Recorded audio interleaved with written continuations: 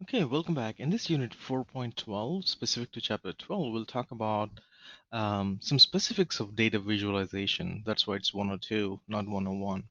Here we'll talk about different kinds of charts and try to understand at a basic level what are the basic kinds of charts um, and what purposes this you use charts for. So we'll talk about at least like 8 or 9 different types of charts. So yeah.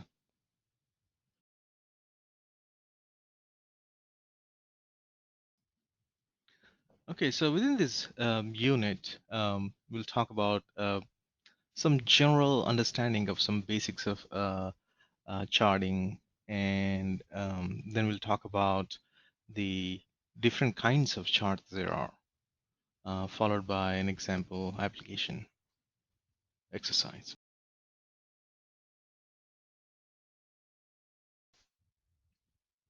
Okay, so just to give you some basics of chart types that we'll be looking at, just need to understand some different kinds of charts. Remember, the charts you use should be the purpose of supporting your story, the narrative. And we'll talk about how to choose one based on some criteria. These are the charts that we'll look at, the pie chart um, and horizontal bar chart. These are related, that's why these are together. Then the vertical column chart and line chart are related, and that's why these are together. And box plot you can think of as a different kind of vertical column chart, but we'll spend some time on it. Specifically, we'll also look at a variety of it on about stocks. The scatter plot is a chart of its own kind, and that's why it's here. And sparkline and maps are some unique new representations types that recently been added. So, so this is what we'll do. We'll talk about each one of these. Before we move on to each type of chart, um, first we'll look at in the next few slides some basic charts, and you can categorize all these into one of extensions of one of few basic types, and that's what we'll talk about first before talking about individual charts. We'll talk about some basic charts. And this is a combination of those basic charts or just those basic charts in general.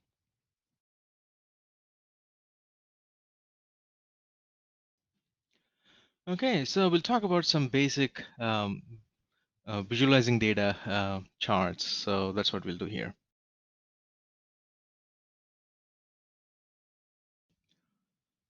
Okay, in this slide, we'll talk about some basic charts and give you some fundamentals of basic charts.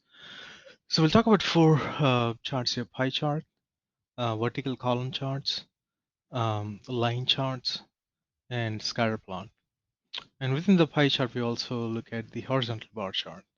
So let's talk about the pie chart first. So pie charts are used when you have one categorical variable that has categories.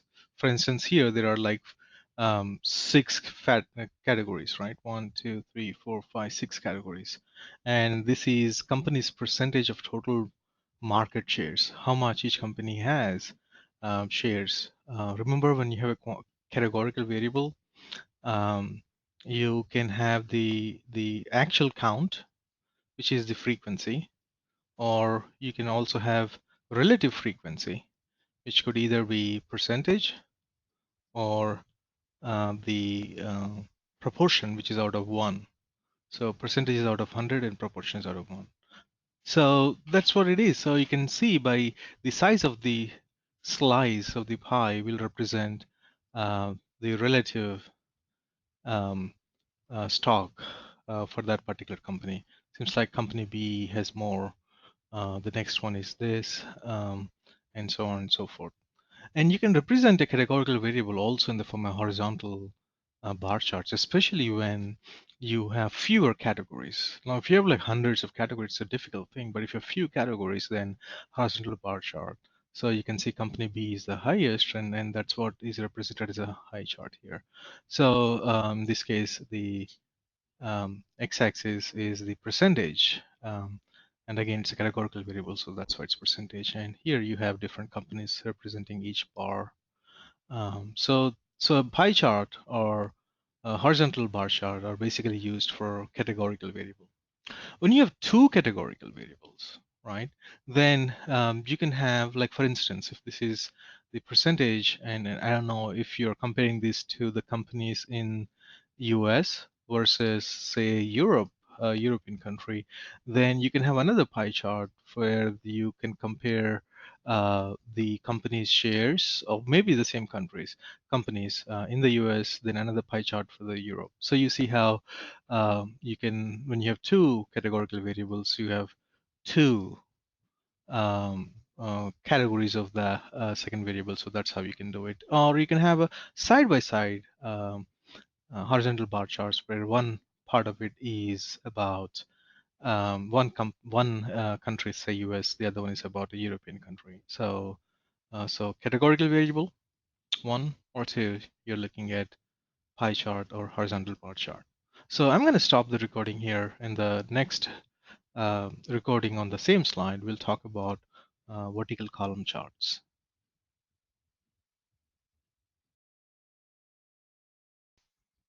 So let's talk about the vertical column charts here. Now, vertical column charts are used when you're comparing numbers, quantitative variable, usually as a function of either a categorical variable or a quantitative variable that has some discrete um, intervals, right?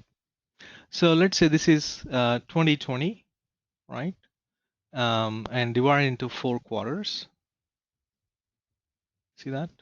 So each quarter is representing a discrete interval. So you call, even though year is a quantitative variable, now it's almost converted into a categorical variable with 4 categories, right? Such quantitative variables are called discrete quantitative variables. On the other hand, if you have data, if you are looking at the continuous data, then it's called a continuous quantitative variable. Okay, this is especially important. This distinction between distinction between discrete and continuous quantitative variables for when you're looking at changes as a function of year, either if you're looking at year by year or quarter by quarter, or if you're continuously looking at some continuous changes. So that's the big difference. So now coming to the column charts. So the x-axis represents the intervals or categories. The y-axis represents the actual.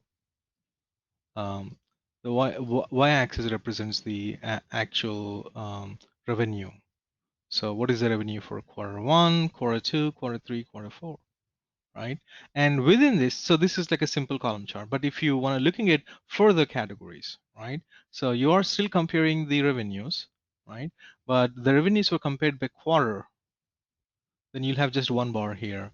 But within the quarter, you also want to know how different parts of the state or county are doing. So like York, Lincoln, and so on and so forth. So these individual bars represents the individual counties or states of interest. So the idea is that you're comparing numbers, so quantitative variable, and you're comparing as a function of a categorical variable or a quantitative variable with a discrete intervals, right? And when you add a layer of another category, which is the states or counties here, then that becomes individual bars. And there are two types of vertical column charts. A general one, then there is a cluster. This is called clustered one. But you can also stock it up, and that's called stacked. And then we'll talk about that in detail later. I just wanted to give you an idea that when you have one categorical variable, you use pie charts or horizontal bar charts. When you have one quantitative variable, or one quantitative variable as a function of different categories, or quantitative variable with intervals discrete, then you use vertical column charts. And if you have additional category within that, in like this one, then you can either use this is called clustered, but there is also stacked. We'll talk about that later. So this is about vertical column charts in general. You can see this for categorical, and this is for quantity variable as a function of categories and intervals. Okay, next we'll look at the line chart. So I'm going to stop it here and re-record on the same slide. Okay, so coming to the line chart. Line chart are specifically used when you're comparing numbers, just like here, right? And the numbers you're comparing here are as a function of not distinct categories, but a continuous series of uh, uh, numbers. So for years, there's like Jan, Feb, March, so it is continuous. Um, it is it is continuous as opposed to discrete, where you have fewer quarters here. Here you have months. You can still consider them as categories in that sense. A vertical column chart would be better. But if you want to see the flow, then for continuous um, time series data, then you use what is called as a line chart. Now, this may not be a best example, but when we actually talk about line chart later on, I'll use some better examples to kind of show you. But this is general. Try to understand that you're comparing numbers as a function of usually usually some continuous quantity variable, um, especially the time series data. So this is about line chart. Now we'll talk about a different kind of chart called the scatter plot in the next video in the same slide. Okay, so coming to the scatter plot. Now this is also used when you are comparing numbers, but it's not just a comparison here.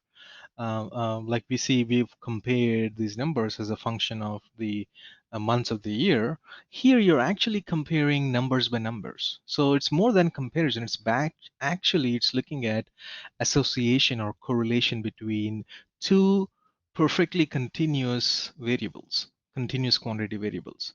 So let's look at the x-axis here is temperature, right? And it's a continuous quantity variable with values between decimal points, with decimal points, 90, 90.5, 90.1, and so on and so forth. And the data collected is also minute in a continuous form. Then you're looking at the y-axis, and the y-axis is the sales of ice cream. So both are continuous quantity variables. In that case, you use scatter plot. Now, you may argue that it is kind of similar to this one, but here, specifically the quantity variable here is is related to time series. That's when you use line chart. The line chart doesn't make sense here because the x-axis here doesn't represent the time series, but it represents the temperature, which is very continuous. And in that case, you use scatter plots. Scatter plots represents the correlation between two continuous quantity variables, temperature and sales. And as you can see, as one increases, the other increases. Again, we'll talk more about this when we talk about scatter plots in detail later. So the general idea of these basic charts is that when you have one categorical, two categorical variables, it's pie chart.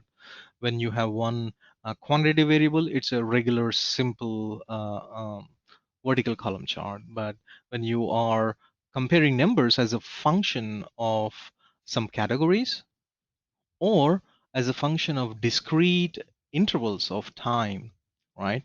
Then you use the vertical column chart. And when you add an additional category, then those categories become clustered or stacked bars. So that's about the vertical.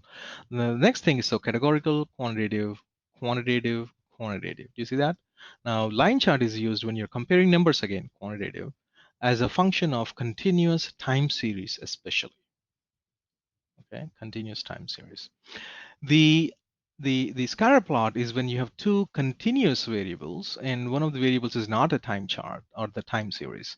So, and then you use a scatter plot. So these are some basic charts. And as you can see, all the charts we'll discuss later on, most of them will be related to one of these. And in fact, we'll talk more about some individual charts. Thank you. Another quick thing I want to add is that when you have a graph, the x-axis is representing some information about a variable, and the y-axis is also representing something about another variable. So the x-axis variable represented on the x-axis is often referred to as explanatory variable. If you're manipulating, it's the IV, explanatory or IV. And the y-axis represents the response variable or the DV if you're manipulating it. So the explanatory variable here is the time series, and the response variable here is the sales. Or the explanatory variable here is the quarters of 2020 quarterly intervals. The y-axis is the revenue, the new revenue. So those are some basic things: explanatory, response variables. Okay. Again, each variable can be of categorical type or quantitative type. Okay, thank you.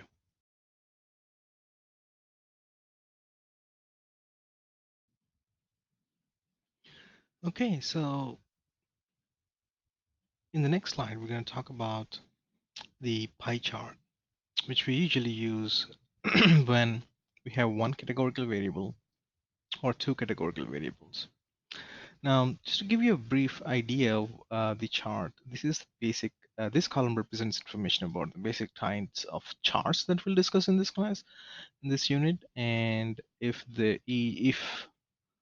that type of chart has any varieties, and that's listed here.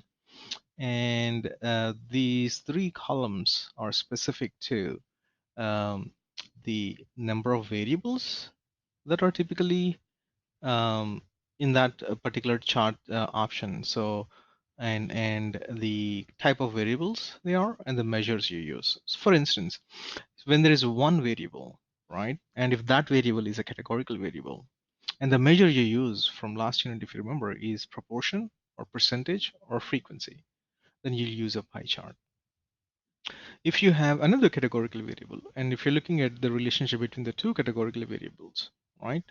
And the first variable is called the explanatory variable, and the second one is called the response variable, right? In that case, in general, though, it may not apply specifically here, but when you have two categorical variables, you can have side-by-side pie charts, right? And so that's what we'll talk about in the next chart. The next slide, we'll talk about pie charts, and pie charts are closely associated with horizontal bar charts.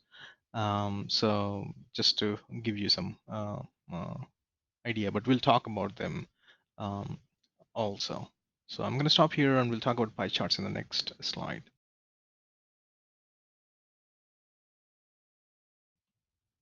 Okay, so let's talk about pie charts.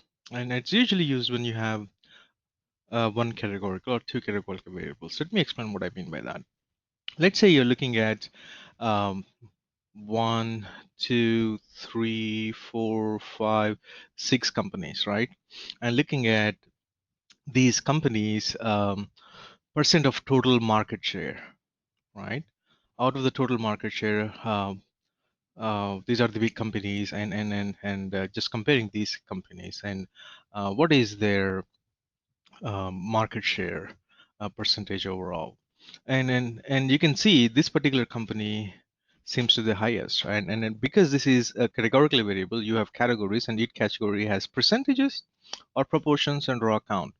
Keep one thing in mind though: when you have a relative frequency in terms of percentage or proportion, all these numbers should add up to 100% if it's out of 100, or 1 if it is out of 1. Um, Another way to represent, as we discussed earlier, you can also represent a pie chart like the horizontal or the vertical bar chart, as long as the number of categories are fewer, right? So this particular company is represented with this bar here with 40%. You see that? And it's helpful, especially if you have fewer categories. And again, if you add up all these percentages, it all boils down to, it all comes down to 100%. That should be important when you have pie charts, or you have horizontal or vertical bar charts for a categorical variable. Okay, now coming to, if you have more categorical variables, for instance, you have four companies, right? And so one category is the company itself. But let's talk about um, the percentage of women in general. Percentage of women in general. So one way is to represent just calculate this thing and have this entire pie, and you look at these percentages and these percentages, and you can see that males are more than females. But if you divide it as a function of company, right, then you can see males are a lot more for company one, and females are a lot more for company four. So it's same gender is the main categorical variable with males and females as the categories, and when you sum them up, it should be 50%. If you have just a one, let's say one pie chart, and it shows something like this. Just imagine, I'm just making it up. So there are more males than females, whatever the percentage is, right?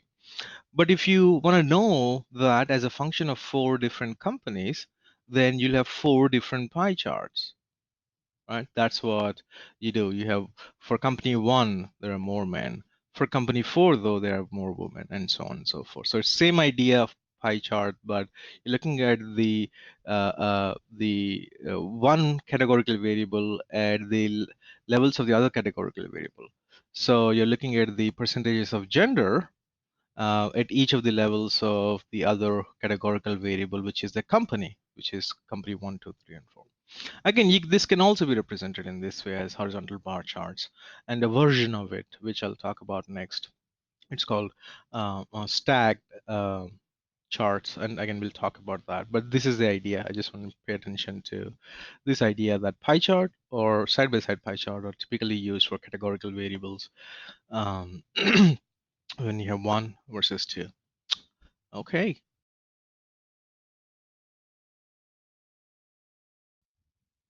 Okay, so next we'll talk about a similar situation where there is a categorical variable where you're comparing percentages. You're looking at percentages of just one categorical variable, or you're looking at percentages for different categories of another categorical variable. Similar to the pie chart, it's almost as we discussed earlier, it's same as the pie chart. So it is the horizontal bar chart, and a regular horizontal bar chart versus when you have especially two categorical variables, then you have the stacked or clustered bar chart, horizontal bar chart, and that's what we'll discuss in the next few slides.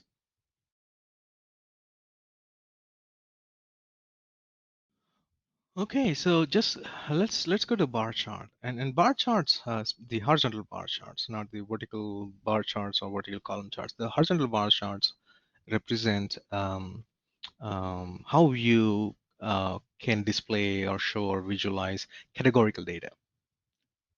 In that sense, it is similar to a pie chart. Remember, we said when the categories are few, we can either have a pie chart or you can represent it as a horizontal bar chart. So that's what it is. And the idea is simple here. Let's take the example here. The categorical variable here is the um, degree attained in a given year, number of degrees, type of degrees given in a given year. And this is the four categories are doctorate, master's, bachelor's, and associate.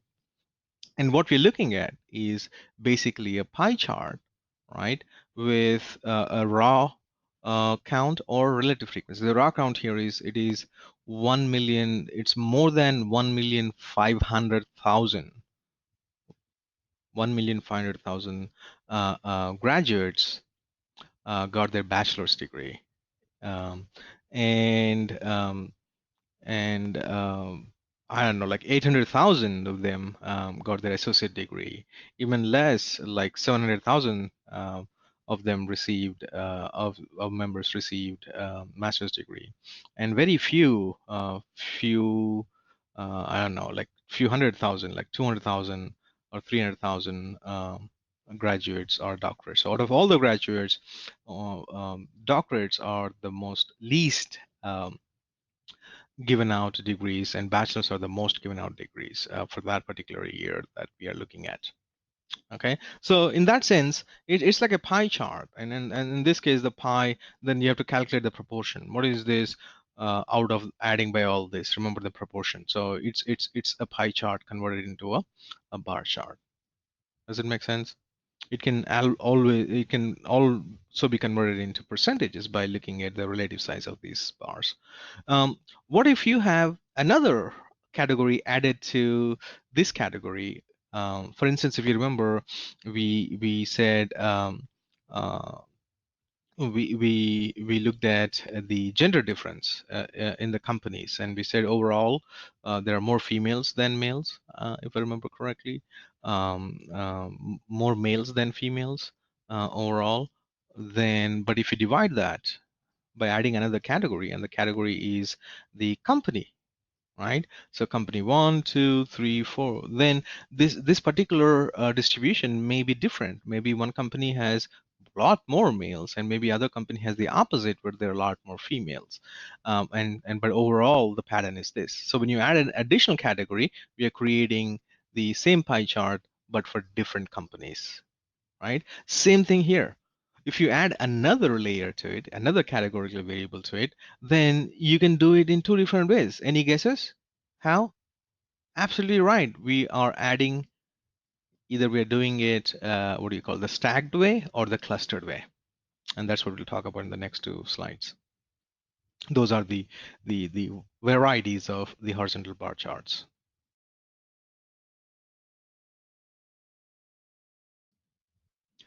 Okay, so the stacked bar charts are when you want to know not just the proportion of doctorates or proportion of bachelors, but you're adding another category. Of these bachelors, how many are males and females? Of these people who received masters, how many are males and females? And is there a gender difference? If so, if there is gender difference or not in general, and is there a gender difference or not at each of the levels? And so what happens then? Well, you divide that bar into two pieces, and each piece will represent a category of another variable that you're interested in. That is the gender, the male and female of the gender. So that's what it is. The darker color represents female, and the lighter color represents male. As you can see, it's almost same, right? Equal number of males and females get doctorate degree. And if you look at the master's degree, though, more females seem to get master's degree when compared to, by just looking at the proportion. And the actual length is the same as last time. Do you see that? Like 600,000 or 700,000 overall, of which there are more of females than males. Okay, if you go to bachelors also, you can kind of see there is some slight increase in females when compared to males. Again, when you add these two together represents more than 1,500,000 bachelor graduates. But if you break it down based on the male and female, and you can see that females are slightly more than males. Okay, again, if you look at the associates, again, there are more females here than males, but the total is this. So if you put this bar next to it, then that would be this. Together, though, the length is this, but when you divide it, it would be next to each other because you're adding another category. And you can add the category by stacking the bars, or you can add the category by clustering the bars. So this is a nice visual representation. So that's about stacked horizontal bar charts. And in the next slide, we'll talk about clustered one by taking the same example and see how these look.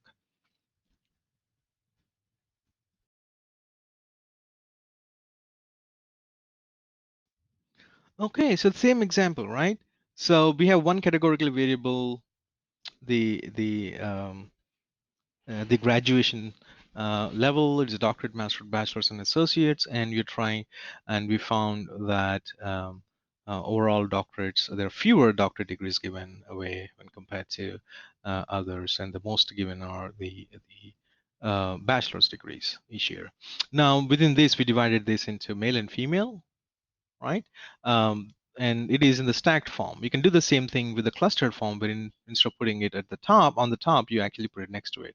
And now you can clearly compare the difference. And we found that there was it felt like there was no difference where it was stacked, but now can see there is a slight difference there. Females are again higher. There are more females than males. I don't know if it is significant statistically, but you can see the trend. And masters, as we correctly inferred, more females and than males, and bachelors too, more females than males, and associates too, more females than males. That's impressive, and that such comparison is easier with cluster than stacked. But again, it depends on the context. Now here's the question. Here, the bachelors is going beyond 1,500,000, right? Why is it not going beyond 1,500,000 here? Well, the reason is it's a categorical variable. It's proportions, right? Or it is raw numbers. So when you put this tag over this tag, then together it will go beyond 150,000. Does it make sense? So, so that's the clustered horizontal bar charts.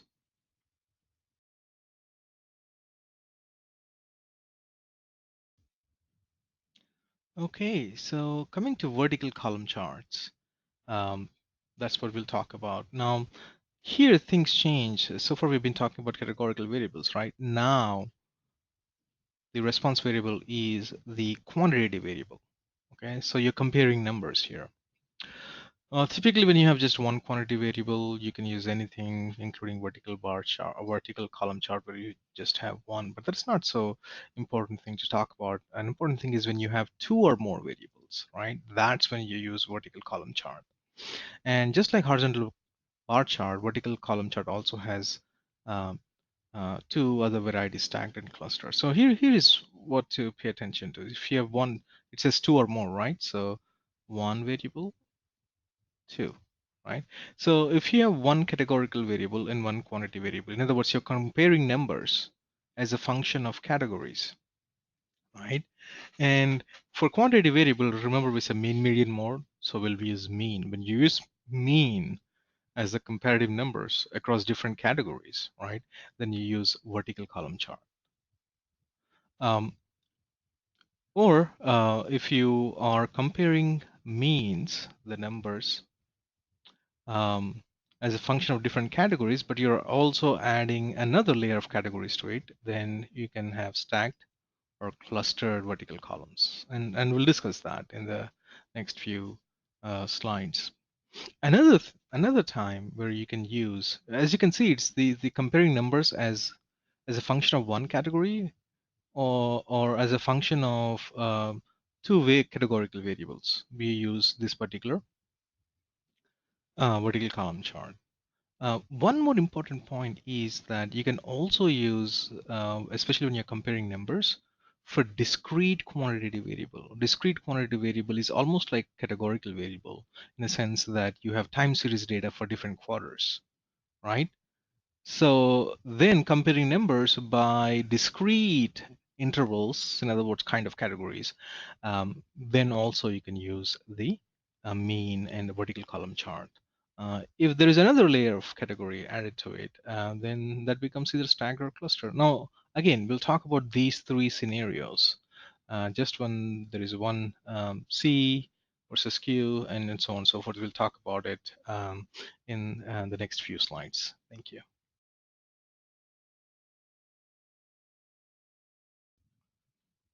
So let's talk about general vertical column charts or vertical bar charts. Now, it's usually used when you have, usually, it doesn't mean that you can't use it for others, but usually used when you have a response variable that is a quantitative variable. In this case, the response variable here is the percentage change in GDP. So percentage change is a number, right? So it's a quantitative variable. And it is measured as a function of the explanatory variable, which is a categorical variable where you're looking at categories. Do you see that? These are this is actually not a categorical variable. This is actually a quantitative variable, but an ordered quantitative variable. Remember, this is years, but this is years is divided into intervals of quarters. Is divided into quarters. So each quarter is a distinct category in that sense. But there is some importance to the order. So that's why it is called a quantitative variable, but it is a discrete quantitative variable. It's a discrete quantitative variable in the sense that each interval is a discrete interval. It's not continuous. It's not continuous. There is order to it, as opposed to temperature, where every number counts: 1.1 to 2.1 to 4.2, or height. Every point counts, right? This is not that. This is not continuous quantitative variables. You can classify quantitative variables as discrete quantitative variables, where they don't they have whole numbers or intervals. Um, for instance, number of times someone changes their major. Well, it is to be in a number, so quantitative variable, but this number is very discrete. One time, two times, three times, four times, five times, or so on and so forth. But you don't change your major 1.5 time or 2.5 times or 1.1 time. You understand? So this is a discrete random variable. In other words, it is a quantitative variable, but it is not continuous. So that's why it's called discrete quantitative variable. One example of discrete quantitative variable is the discrete time series data. So if you're just looking at uh, what do you say, GDP change for every quarter, although the quarter has these are ordered, then you're actually looking at a discrete time series data or discrete quantitative variable. Then for each of these discrete categories, you are looking at the change, the percentage change. Remember, when you have comparisons, one kind of comparison is the percentage change. So that percentage change can be represented on the y-axis. And this percentage change can be positive or negative. If you remember, we talked about this. Um, so and this bar represents the no change, no percentage change of from quarter to quarter. As you can see, there is a drop in percentage change in the second quarter. Then there is a rise in percentage change, and there is a drop again, raise, drop against, and raise. And then for this period, though, there is continuously increase in percentage change in the GDP. Again, there is a drop, and this particular drop is too low in 2018 August, and which kind of makes sense given the recession we were in at that time. So the idea here is that what you're comparing is a quantitative variables as a function of not strict categories, but a quantitative variable that has distinct discrete intervals. So that's called discrete data, and one example is the time series. Okay, let's move on to the two varieties of these general vertical column charts.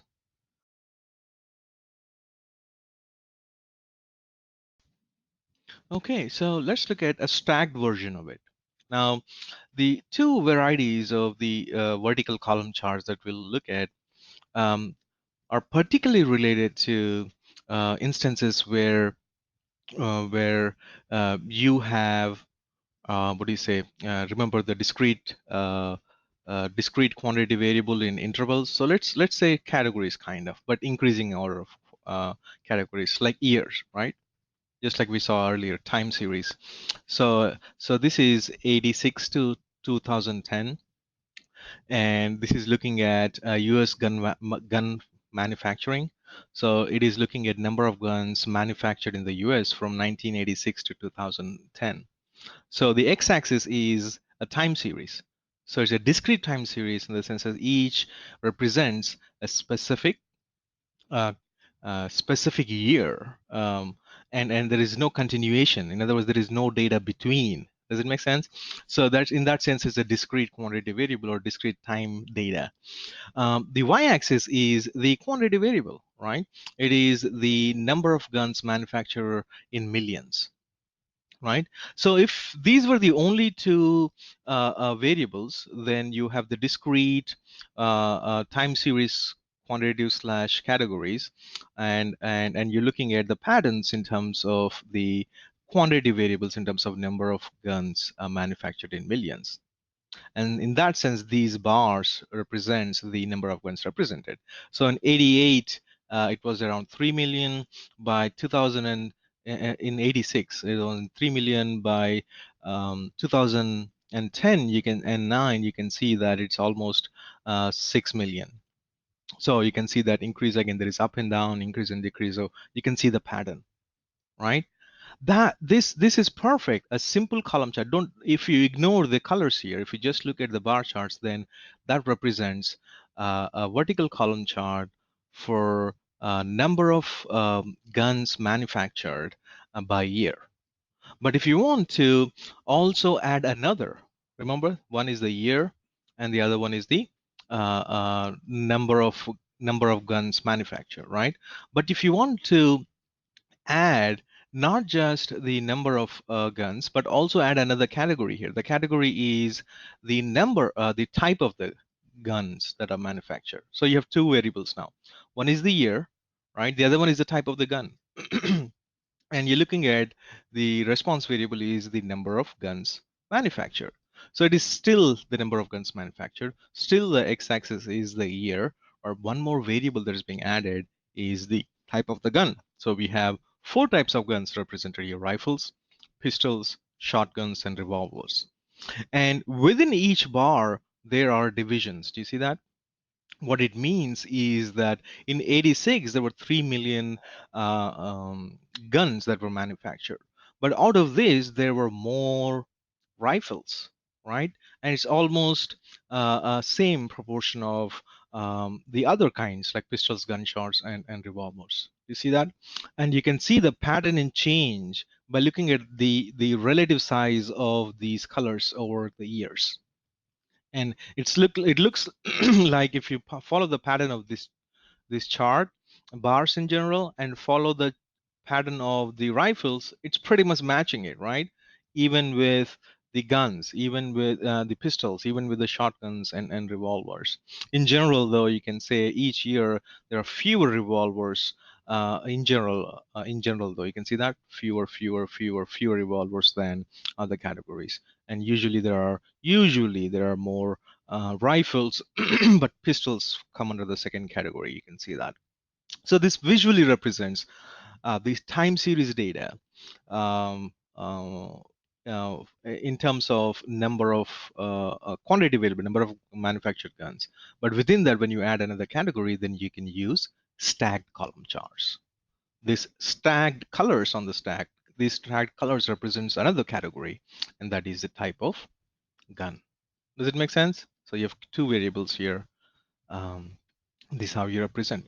Now you can as well represent it in a totally different fashion. You can actually have the same representation as, like, for each year you can have three different clusters of bars, right? So for 86 you would have a red bar representing rifles, a blue bar representing pistols, and an orange bar representing shotguns, and then revolvers.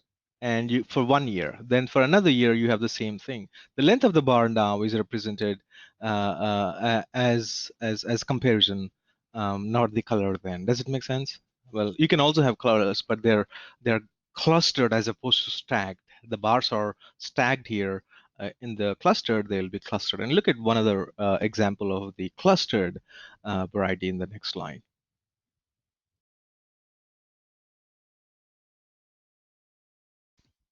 Okay, so this is similar to the stacked column charts. Again, column charts are for time series data. You're trying to see the change over time, change in a number. The number here in this case is wildlife population. How did it change over time? Right? But not of any wildlife population, but you're interested in two specific species, and they are dolphins and whales. We could have as well put this one on top of this. In this case, what happens then is the total bar length would be equal to the average of this. Then half of it, because it's almost double, would be orange color. The other half would be uh, what do you say? Not one half, sorry. 1/4 would be orange, and most of it would be blue. So you can be stocked. It can be stocked, but this is another way, clustered column charts, where the categories are clustered as opposed to stacked one another. So for 2018, you can see the wildlife population of dolphins was more, And you can see that the wildlife population dropped in general for these two species in 2018, right? Still, the dolphin population was more when compared to whales. The population then again dropped for dolphins, but not for whales. And you can see that the dolphin population continued to drop over years, whereas the wildlife population, it dropped, then increased, and it's kind of is maintaining that around 80 number. So that's what it is. It's basically an extension of the uh, general vertical column charts, but you have an additional category. If the additional category is represented as stacked bars, then it's a stacked column chart. If it is represented as clusters of bars, then it's a clustered column chart. Okay.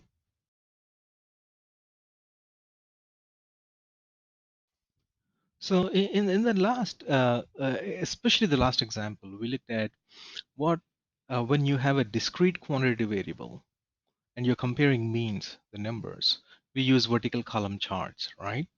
Um, and when you have a category, then that vertical column chart can be stacked or clustered, right? Now, what if what if you're comparing this is specific to discrete quantity variable of time series data? What if this discrete quantity variable is not discrete but continuous, right?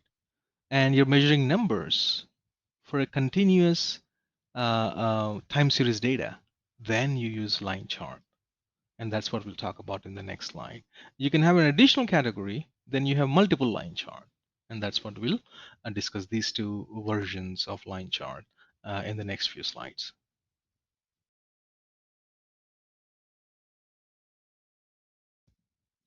Okay, so what are line charts? So line charts, again, they have the quantitative variable as the thing that you're trying to compare. For example, it is, let's look at this one, carbon dioxide level. So it's a continuous variable. So concentration of carbon dioxide is the response variable, and the x-axis is time. So it is a quantity variable. Time is a quantity variable, but it is continuous. It is not divided into categories. If it's divided into categories, then you'll have several bars for each year, right? But it's in actually continuous form. So that's why it's called continuous time series data. And you're trying to represent a change in something, here the change in carbon dioxide, over a continuous series of time. So that's when you use line charts or line graphs. So it is ideal for continuous change as opposed to discrete changes. If it is discrete changes for specific intervals, we'll use stacked or clustered, right? If or just the regular column charts. If it is continuous, then you use line chart. And this show a process that is changing continue. So no doubt, it is a quantity variable, carbon dioxide changes. You can see how it changes over time continuously, drops and increases. And it's actually a beautiful chart that talks about how the change in the x-axis is actually time, which is thousands of years before present. Like right now, I think this is from 2000 something, I don't know the specific year, but whenever this was made, this is a current. This is like 50,000 years ago, 100,000 years ago, 150,000 years ago, 200,000 years ago, but there's data in between, 250,000, and so on and so forth. And there is a particular correlation. If you look at it, the responses are different. This chart represents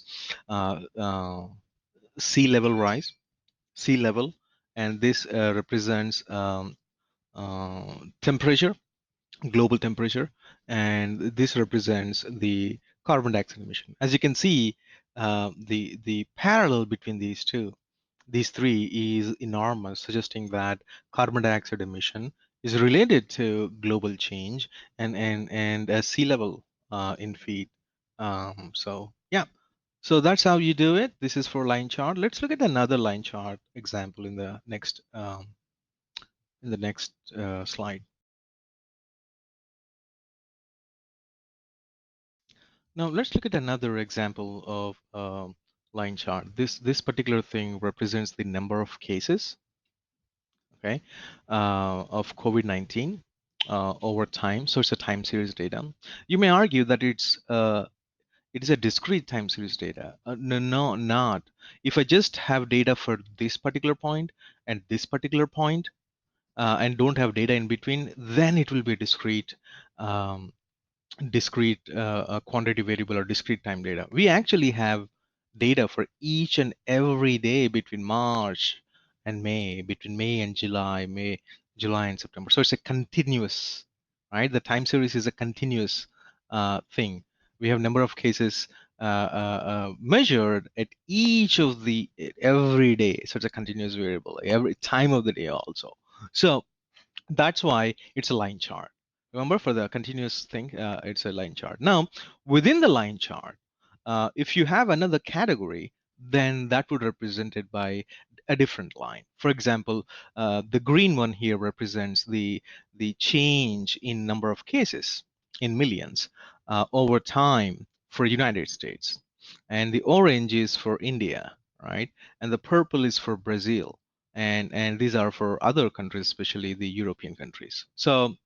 So you can see that it's a time series data, so that's why it's a line chart, and there are more lines because there are more categories. Okay.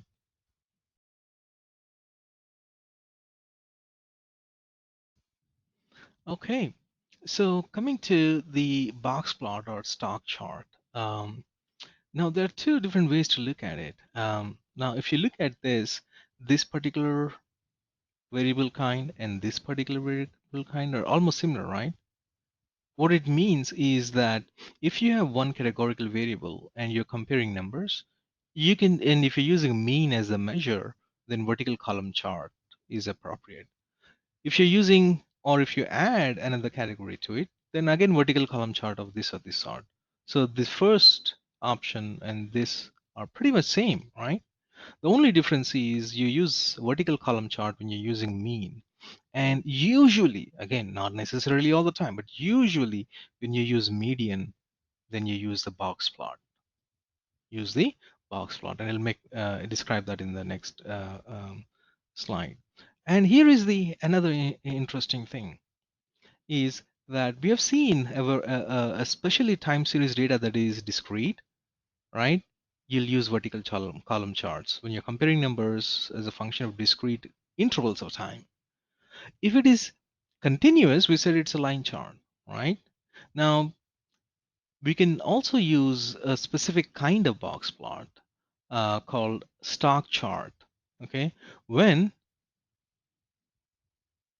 when you're comparing numbers as a function of discrete time charts. In other words, you have two options here. Either you can use vertical column chart or a special type of box plot or stock chart. This is specially specific uh, um, to plotting stocks.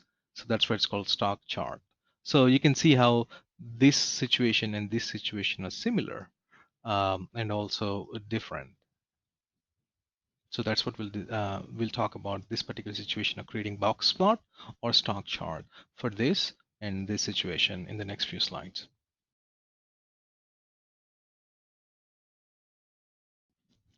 Okay, so box plot or stock chart is a kind of representing, it's a kind of chart where the variable that you're comparing is number. So it's a quantity variable. So the response variable is quantity variable. And you're comparing that as a function of different categories. Okay. So if you have just one box plot, then it's just one quantity variable. You're trying to um, look at the distribution of that variable. But if you compare that across different categories, then it's a side-by-side box plot or stock chart. Okay, now what is a box plot? Now remember, it's a quantity variable, right? The quantity variables are measured in terms of central tendency. Remember the mean, median, mode. So box plot is specifically used, not necessarily always, but usually used when you have median. Median. the middlemost observation, as the measure of central tendency. It can also be used with mean. Okay, but this is the idea. The each box plot. Let's say there is only one box plot. You're just interested in the vehicles that are manufactured in U.S. and you're trying to see their mileage per gallon, right? Whether it's economic or not. And if you look at it, the US, the average for all the cars, if you just look at the cars that are manufactured in the US, the average, this is actually median, but let's say average is around 20. So on average, US made cars, they run 20 miles per gallon, right? This is a median, and these ends are the cars that fall into the category of the minimum, the most minimum, right? And this is the maximum. So there are some cars that are US made that are more than 35 gallons, like almost 38 gallons per 38 miles per gallon. And there are some cars that are actually made in the US that are less than 10. It's like 8 miles per gallon. And if you look at the pattern, the central tendency is that the middle of it is the 20. On average, you can say 20 million. Sorry, 20 miles per gallon. Now, what is a box plot then? Well, especially when you have a median, there are some numbers. This center part you're representing, that's the median, right? And remember, we talked about how to calculate the minimum. This is the minimum, right? And the maximum, this is here. And the difference between these two, this length of 38 minus maybe 8, right, which is like roughly 30, this is the range. And we talked about it in the last unit, range. This is how much it is varying. 30 points difference. You see that? So the cars made in the US have a lot of variability, ranging from very low miles per gallon to very high miles per gallon, a lot. On average, it is 20 miles per gallon. Now, what are these numbers? Well, let's put it this way. Remember in the chart I talked about when you use mean, you use standard deviation, right? But you can also use range, which is minimum minus maximum minus minimum. When you use median, you use IQR, right? And of course you can use range. If this difference is the range, right? This difference, this variability, this difference between the max and minimum is called the IQR. It's called interquartile range. Okay, you don't need to know this, but just to give you some idea, I'll re-record the interquartile range of it in another blip, another short recording, which would be next to this one. But the idea is that it represents the variability in not all the cars in the US, but only middle 50% of the cars. When you rank order all the cars in the increasing order of their miles per gallon, okay? And just if you look at the entire cars and look at the minimum and the maximum values of the miles per gallon, that's the range. But if you look at the middle 50% of the data and look at the minimum and maximum, then you're talking about range, but interquartile range, middle range. Why is it called quartile? Well, the idea is that if these are all the cars observations put in this increasing order, starting from a car that has the lowest to the start and highest, and you rank order them, and if you don't calculate the average, but if you just divide it into quarters, okay, so 25% of cars actually have 15 or less miles per gallon, right? And the next quarter is the median, okay? Second quarter of cars have something between 15 and 20, right? Third quarter, right, have between 20 and 25, and the fourth quarter have somewhere between 25 and 48. Do you see that? So if you put, let's say if you have 100 cars, and if you put all these 100 cars in the increasing order of their mileage per gallon, and the lowest 25 cars, the 25 cars with the lowest miles per gallon would be first quarter.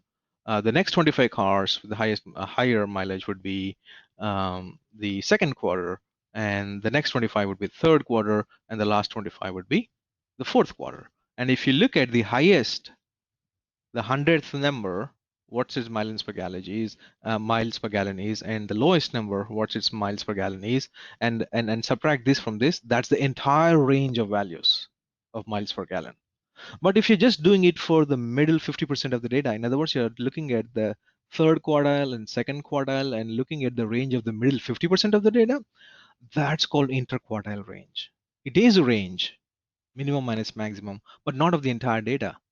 It is between the middle two quartiles, quartile one and quartile three. Okay, if you don't understand this part, that's okay. Uh, so this is about box plot. And when this is like when you have a quantitative variable, especially when you're using a median and interquartile range, this is what you use. But the moment you add so this is what you used. But the moment you add another category to it, well, it's not just miles per gallon in general of US, but we are actually comparing it to different countries. Then it becomes a side-by-side box plot. So there's one box plot, there's another one. Each box plot represents a specific country. And I'll stop recording here. It's been more than 7 minutes. And in another recording on the same slide, I'll talk about the side-by-side box plot. Okay, so a side-by-side box plot is when you have a quantitative variable, especially with median as the central measure, is being compared. The numbers are being compared for different categories, right? How do you do that? You do it with box side-by-side box plot. So the average, it's simple, right? You compare the averages or the medians for each of the categories, right? I don't know why this is not complete. Each of the categories. Then say which country actually is manufacturing overall cars with more miles per gallon. Can you guess? Yes, Japan, right? The least, USA. And if you look at France, it's more than US for sure, but it's not as more or more than Japan. Does it make sense? So the what do you say? The idea here is that you can compare different categories, compare numbers for different categories here. Another thing, if you don't want to pay attention from here on, that's fine. But just kind try to make sense of it. Let's see what else can we infer about it. The other thing you can infer about it is by looking at especially this particular length of this box. It's a box plot, right? This box, which has more length, US, right? What it means is that there is a lot of variability in cars that are made in the US when compared to, let's say, Sweden. Most of the cars that are made have this are closer to the average of whatever 22, 23 it is, right? There is very less variability. US, on the other hand, the average is 20 plus, but it's a lot of cars that are closer to 26 and also away from 20 on either side. So that shows that they're making different kinds of cars with different mileages. If you look at France, it is small. Variability is less. In other words, there are fewer types of cars that are made in terms of miles per gallon, but there is a lot more of variability that have less than the average for that country, and there are fewer cars that have more than a fewer variety in cars that are made more than the average for that country. Okay, that's another thing you can look at. The other thing is about comparing. Like, is there there doesn't seem to be a lot. These boxes are overlapping here, right? So it's roughly you can say, well, US cars and France cars are not really that different because there is an overlap. If there is no overlap, that means that these are definitely a lot different in terms of the overall manufacturing of miles per gallon they are creating. So you can see that US bar and the Japan bar are not at all correlating, right? So to give you some context, what it means is that this is second quarter, third quarter, fourth quarter, right? So 75% of cars, remember, first quarter, 25%, 25%, 25%, 25%. So 75% of cars that are made in Japan, right? They actually uh, um, they actually give more miles per gallon than, you see that this is more than this, right? Their miles per gallon is more than this 70% of cars that are lower 70% of cars that are made in US. Do you see that? Do you understand? So this is more than this thing. 75% of cars have higher mileage per gallon uh, um, than the lower 75%. So that's another level of comparisons you can make. Okay, I'm going to stop it here. We look at another example, an example where the name stock chart actually makes sense. So we'll talk about that in the next slide.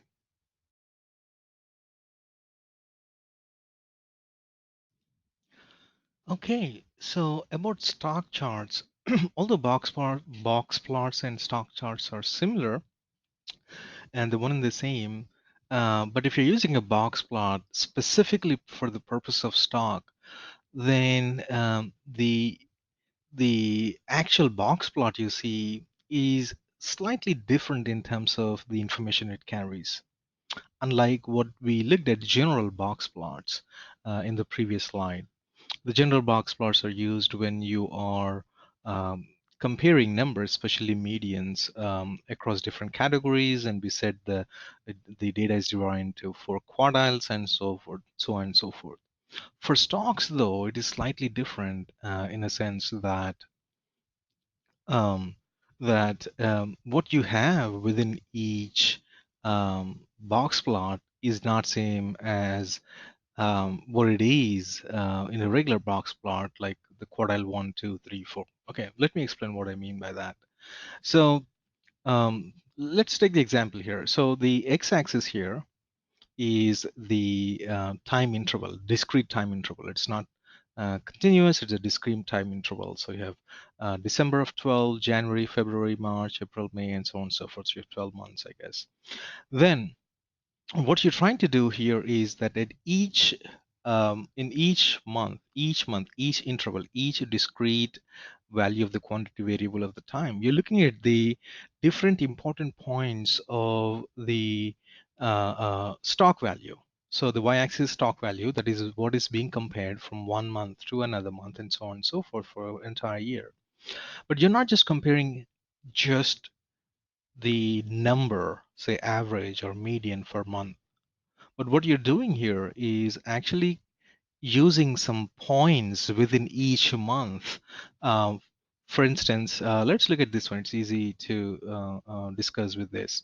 So the idea is that when you look at this, right, this particular box, okay, this represents the opening stock value for Google for that month.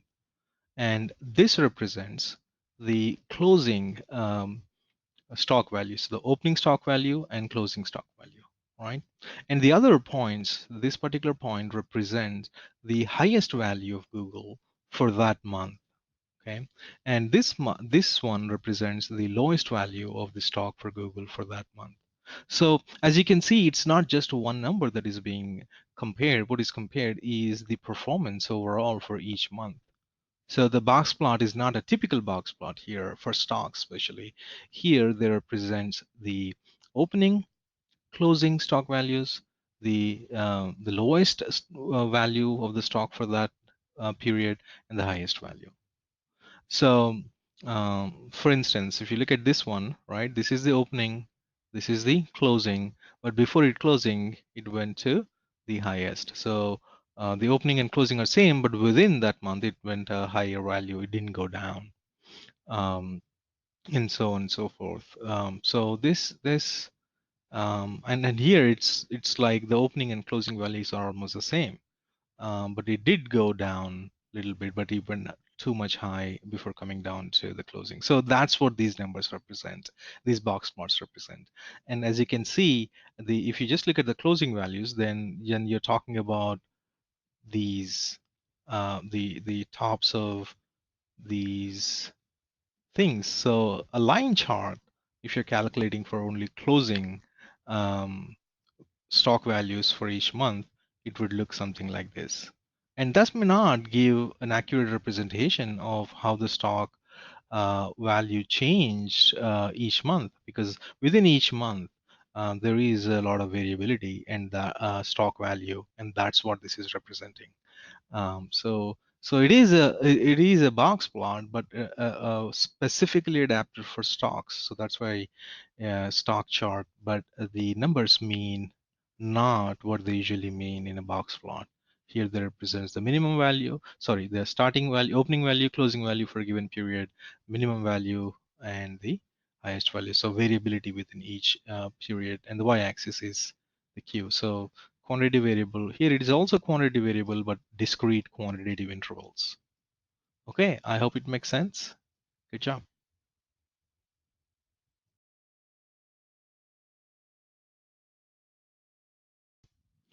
Okay, now what if the numbers you're comparing are both these numbers? You're not comparing numbers as a function of categories, but you're actually comparing two continuous variables, two continuous variables. And one of the continuous variables is not a time series. If it is, if it's a continuous time series data, then you'll usually use a line chart, right? But here it's not time series, and both have continuous quantity variables. What do you use then? Well, you use a special type of special type of chart called scatter plot. Again, because both are quantity variables, you still have the mean. So that's what we'll discuss in the next slide.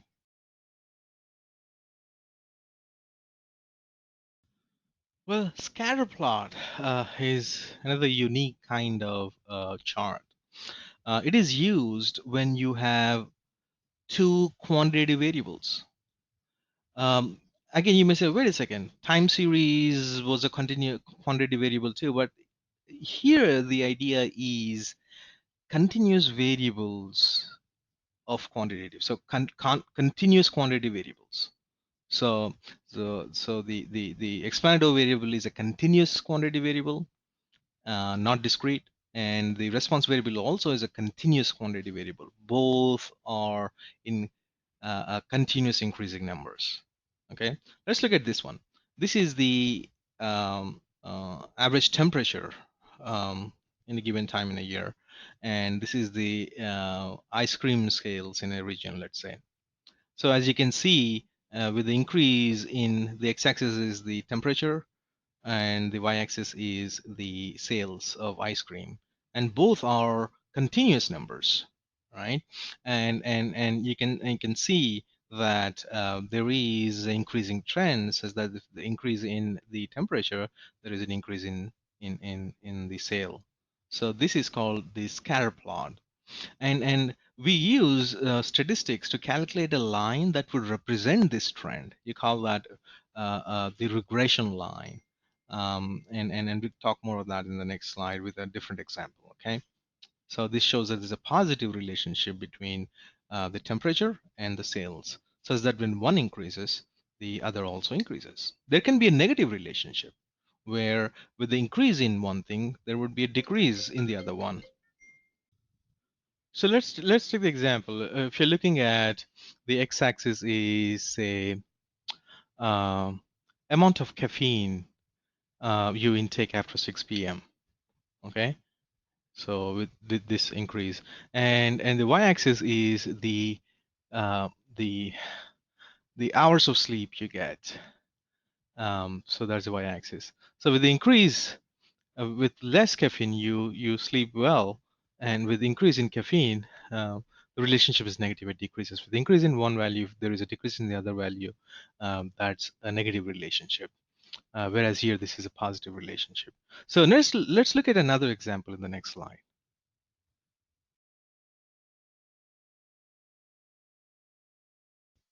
Okay, so this example comes from what we discussed in 3.8, I guess, about property crimes versus violent crimes in an area for a specific period of time. As you can see, this is the property crime, and this is the violent crime. As you can see, with the increase in property crime, there is an increase in violent crime. This is just correlation, though. All scatter plots only give you correlation. It doesn't talk about one affecting the other, but it's just how related they are. So if you look at it, there is one line, and overall, if you just look at the dots, it's a scatter plot, and it kind of shows a positive relationship with increase in property crime. There is a corresponding increase in violent crime as well. That's one way to look at it, right? And another way, another thing is that if you were to draw an ideal line that would represent this particular trend, it would be this. And you just don't make randomly draw this. You actually use linear regression, and that's what we referred to in the previous slide. You use a technique called linear regression to calculate these line. And this is like a regression line. It can also be called as what do you say, linear trend line. This is the line that represents the values of averages, the means, right? Of the means, like mean change, and any value that is away from this line would be an outlier or showing a different relationship when compared to the others on average. So this is the scatter plot. Keep in mind, it is used when both the x-axis and y-axis, both the explanatory variable and response variable, both are continuous quantity variables. Okay. Okie dokie.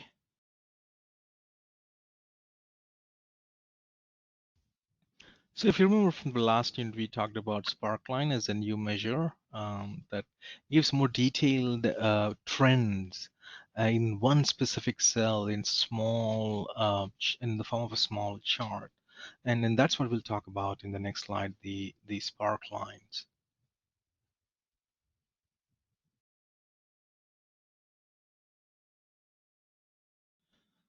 Okay, coming to the spark lines. These are more recent additions to the list of charts. Again, there are a lot more of new additions, especially with the new technologies to represent visual uh, data visualization things with Tableau and such things. A lot of charts now, but spark lines is one such recent one, and then you can see what it does is it shows the trend in a specific number you're interested in, just like a line graph, but it's more detailed than that, and it can be shown in a small cell next to the cell. Okay, for instance, let's take these are the different types of stocks, and this is the volume of stocks, the most current week, and this is a volume of the stock prior week, and you'll have for several months, right? Now this is the change in stock, and this is a percentage change in change in stock in terms of the volume for 2 weeks, right? But you also have data for the entire month, right? So if you want to look at the trend for that entire month, so this is the last 10 days for that particular last 10 days as of this particular date. And if you look at that, if you're looking at the volumes and look at the change, and this represents a quick information about the trend. And this is for the eBay. This is for Twitter and so on and so forth. Now, Tuft describes a spark line as a graphic that is intense because it has a lot of information. It's not just about 2 points, it's about over a month. And it is simple representation about like a performance over a month. It makes sense, right? And this can be volume, this could be change, this could be any parameter. So and it is short, like a word sized representation where you can put this in a simple cell. Okay, so instead of looking at the entire graph, that would have all this Amazon, like just imagine a graph with Amazon line and all that for the month. You have Amazon's performance individually. Now, I don't know if you follow stocks, or if you have an app like Robinhood. I don't know if you know what it is. It's an app where you can actually invest in stocks on your own, for free. It actually shows you when you open it, it shows you, um, what do you say, trends for each of the companies you're looking for. If you're looking at the Amazon, it shows you trends, and that's what it is. So we'll look at another example in the next slide, to discuss the spark lines.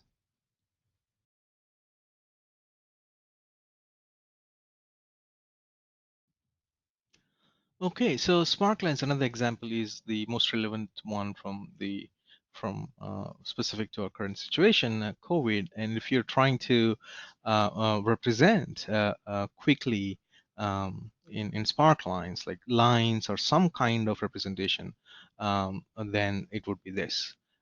So this is just for the Midwest. We have few countries in the Midwest, very few selected here. Then I don't know. Okay, let's just assume so. That's what I selected. But this particular column talks about new cases, new daily cases. It's a week trend. You can see a visual representation, um, for the Iowa. You can see the visual representation for Kansas, visual representation for Missouri and Nebraska. So this is kind of uh, a visual representation of the trends. Like this would be the best example, right? This would be tests per 1,000 people, daily tests and weekly tests, number of tests conducted, right? You see that? And this would be, out of these 1,000 conducted, what is the percentage positive? um, and 41% positive for Iowa and 38%, and you can see the trends overall. So these quick visual representations that would be sufficient to kind of individually give in a very small, intense, simple word size representation are the spark lines. Typically, they are represented in the form of this line, but they could also be represented in other forms, as you can see here. Like this could also be one such example with the arrows. Like this could also be one example with the arrows, but typically they're done with lines. So that is spark lines.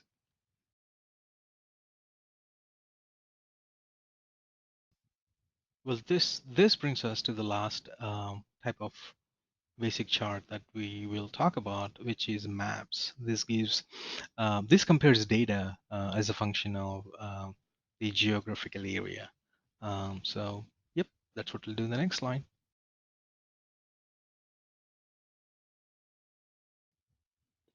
Okay, so the last chart we'll talk about is the maps, and again, the name suggests.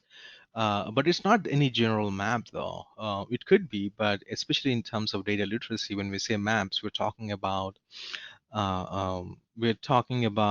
the patterns of numbers, or change in numbers, as a function of geographical area. So you're trying to represent data, not just by any means, but actually specifically in terms of geographically. And this is more apparent in our recent times with COVID-19. You can see this example is taken from the Johns Hopkins University website. Now, you can think of it more like a pie chart kind of, but um, the colors here doesn't add up to the proportion. You know what I'm saying? These colors represents intensity, or the quantity of a particular variable of interest. For instance, um, this particular graph represents the confirmed cases by population. Okay, so a specific state, for instance, California can have a lot of cases. Okay, but given the population, which is smaller compared to the area of California, you see you don't see darker colors more here because the population is more and the density is more. The density is less. It's spread out, right? But here and here, these are the places where you see darker areas, suggesting that there are more confirmed cases per population. Remember, like per 100,000 we talked about. If you look at that, then it's darker here, meaning that more of people have confirmed death. More people, when compared to the population of that region, have confirmed cases of COVID here when compared to California. Although California itself may have more number of cases overall without taking into account the population. So that's how geographic maps are used to illustrate the intensity or the patterns or quality of the variable over different regions of the world or US. In this case, I just took the example of the US. And if you go to the website, there you can see the entire world. Um, so what I'll do now is in the next slide, I guess, I'll probably, oh, is it next slide? I guess so. There is a video either in the next slide or towards the end, a video on like a visual description of it. I'll talk about it then.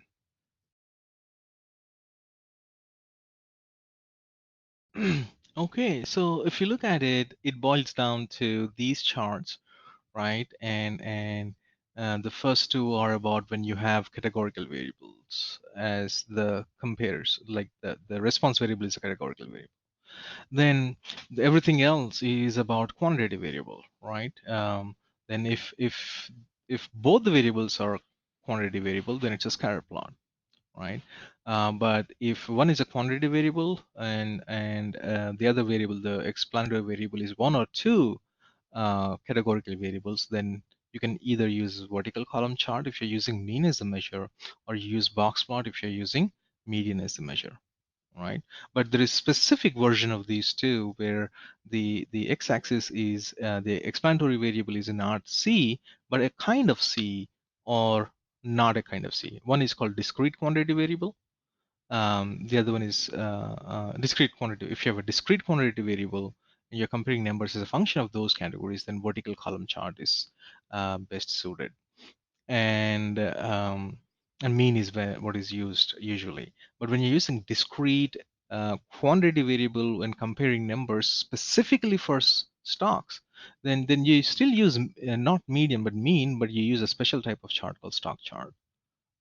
So I hope this is kind of a bigger picture of the charts and the logic behind them. But there are more than charts. There are different kinds of charts, and there are more dynamic forms of charts. What I'm going to do is in the next slide, I'll give you a link to a video, and in the following slide, I'll actually show you a video, a quick 1 minute video that describes how COVID-19 data is being displayed on a more dynamic fashion, all put together in a video, and you can see that in the link following the next slide. And towards the end, what I'll do is I'll give you some handouts that you'll see of other varieties of charts and different ways you can use this chart. But we won't talk about those different types of charts. But those are like just to give you an idea of what are the charts they are and what purposes they are used for. Thank you.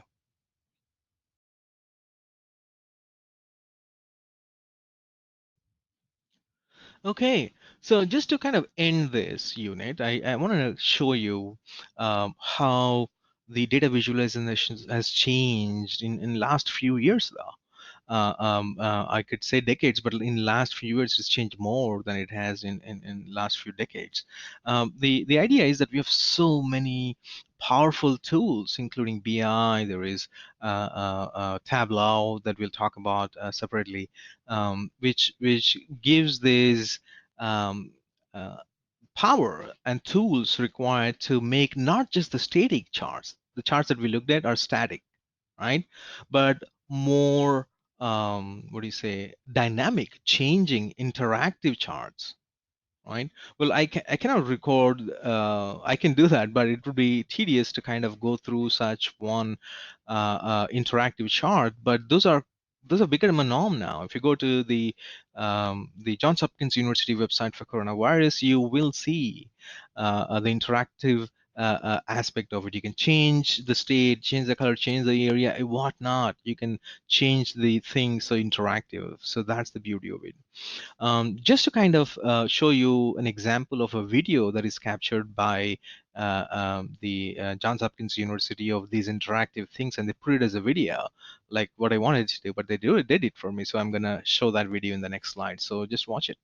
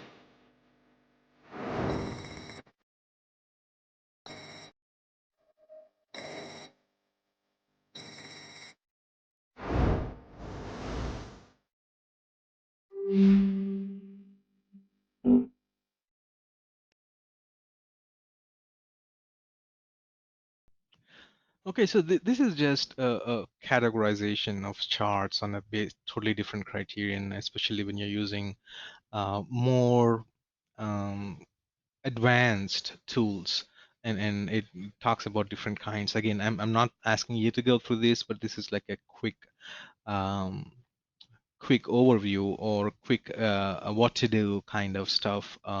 If you're talking about among categories or over time or exact values or box plot. So I thought this is an interesting one, so I put it here for you. So also I'll do the same for two other graphs, two other kind of handouts I have specific to this. Again, you don't need to go to this, just in case if you're interested. And that one is this particular image. What would you like to show? Comparison, relationship, distribution, composition, and so on and so forth. Then there is another one. Oh, only two. Then good for you. Okay, is it two? Yeah, yeah. Okay, I'm gonna stop here. Thank you.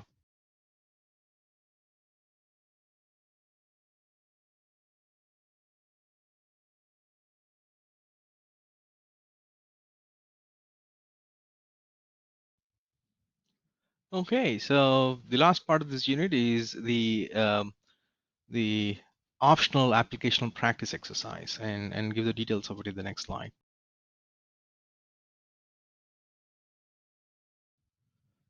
So for this optional practice exercise, which is applicational, you need to find three charts or infographics in print or on the internet.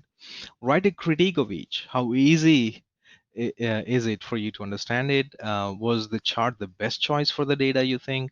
Why or why not? Did the chart have any necessary elements? Have the necessary elements that you think should be there? Make sure you provide a copy of each chart and or URL for it when you write that up. Again, this is optional, just to give you some practice. Thank you. This is the end of the unit. Have fun.